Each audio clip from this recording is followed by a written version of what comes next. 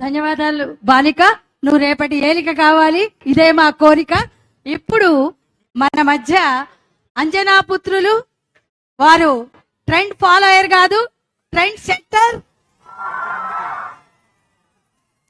Trouble shooter, game changer. ఆయన వ్యక్తిత్వం super, కర్తృత్వం టాపర్, నేతృత్వం గ్రేటర్. ప్రజలు అందుకే ఇచ్చారు మీకు పవర్. పుట్టేటప్పుడు తల్లికి కూడా ఆయన ఇది కలిగించలేదు. హరిహర వీరమల్లు, మంచితనపు చల్లు, మమతల పొదరిల్లు, మధురిముల నట్టిల్లు, మానవతా హరివిల్లు డిప్యూటీ సీఎం శ్రీ పవన్ కళ్యాణ్ గారిని ప్రసంగించవలసిందిగా ప్రార్థిస్తున్నాను. గౌరవ ముఖ్యమంత్రి శ్రీ నారా చంద్రబాబు నాయుడు గారికి, వేదిక పైన ఆసీనులైన మంత్రివర్గ సహచరులకి, ఉన్నతాధికారులందరికీ, ఇక్కడికి విచ్చేసిన విశిష్ట అతిథులందరికీ పేరు పేరున నా హృదయపూర్వక నమస్కారం.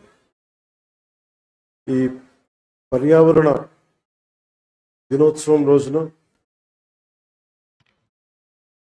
ఏం చెప్పాలి, ఏం మాట్లాడాలి అనుకుంటే నాకు కుమిర అంకారావు గారికి ఉన్నంత అర్హత నాకు లేదనిపించింది. ఒక 14 ఏళ్ల వయసులో ఒక పక్షి చనిపోతే ప్లాస్టిక్ వ్యర్థాలు తిని దానికోసం ఎవరైనా సరే ఒక 3 దశాబ్దాలు కృషి చేస్తారా? 14 ఏళ్ల వయసులో ఎవరైనా ఏం ఆలోచిస్తారు?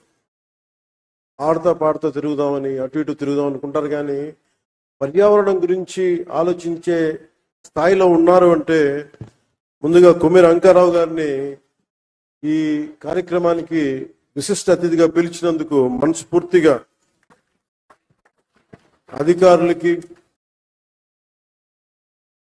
వారిని ఇక్కడ రావడానికి పూర్తి కలిగజేసిన శ్రీ నారా చంద్రబాబు నాయుడు గారికి మనస్ఫూర్తిగా నా కృతజ్ఞతలు తెలియజేసుకున్నాను. ఒకసారి ఒక వ్యక్తి చాలా చిన్నగా ఉంటుంది, మనం ఏం చేయగలం అనుకుంటాం.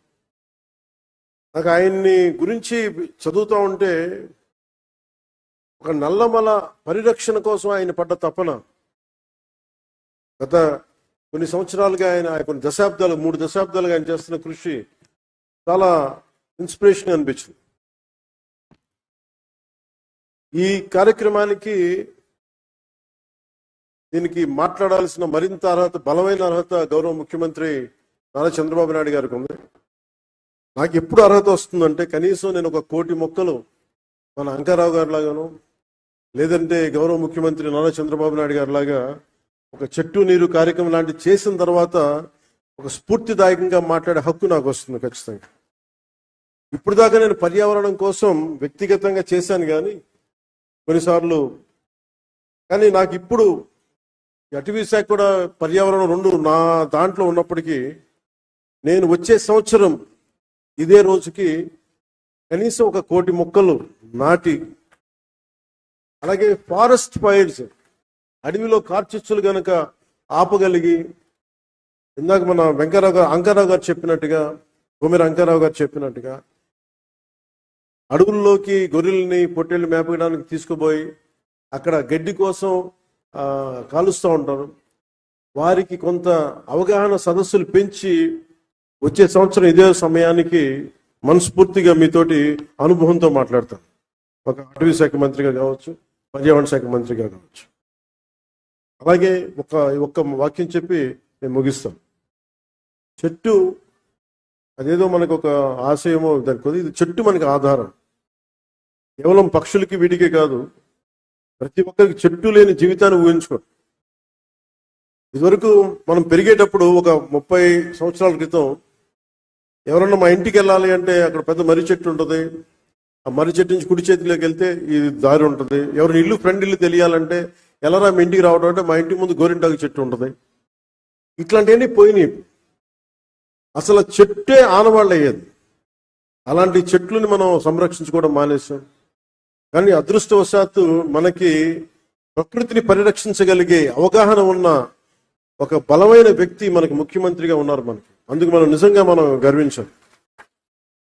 ఈరోజు మా అందరికీ కూడా ఆయన ఇచ్చిన టార్గెట్స్ ప్రతి చోట 33% ఉండాలి ఫారెస్ట్ కవర్ అంటే, మా అందరికి ఇచ్చిన టార్గెట్ ఒక 50% ఆంధ్రప్రదేశ్లో ఉండాలి. ఆంధ్రప్రదేశ్ తలమానికంగా ఉండాలి. ఈ పర్యావరణానికి సంబంధించి కానీ, అటవీ సంరక్షణకి కానీ, నగర వనాలకు కానీ, చెట్లు విరివిగా పెంచడానికి కానీ, వాటిని స్ఫూర్తిగా తీసుకొని వచ్చేసారి మనస్ఫూర్తిగా కలుస్తాం తెలియజేసుకుంటూ, మీ అందరికీ మనస్ఫూర్తిగా ఈరోజు గౌరవ ముఖ్యమంత్రి గారు ఏం చెప్తారనేది మీతో పాటు నేను కూడా వినటానికి సంసిద్ధంగా ఉన్నాను. వారిచ్చే సూచనలు సలహాలు తీసుకుని వచ్చే సంవత్సరం ఆయన మీద మనం పెట్టిన బాధ్యతని బలంగా నిర్వర్తించి ఆయన మెప్పు పొందేలాగా మనందరం ముందుకెళ్ళాలని మనస్ఫూర్తిగా కోరుకుంటూ సెలవు తీసుకున్నాను. జై హింద్. ధన్యవాదాలండి.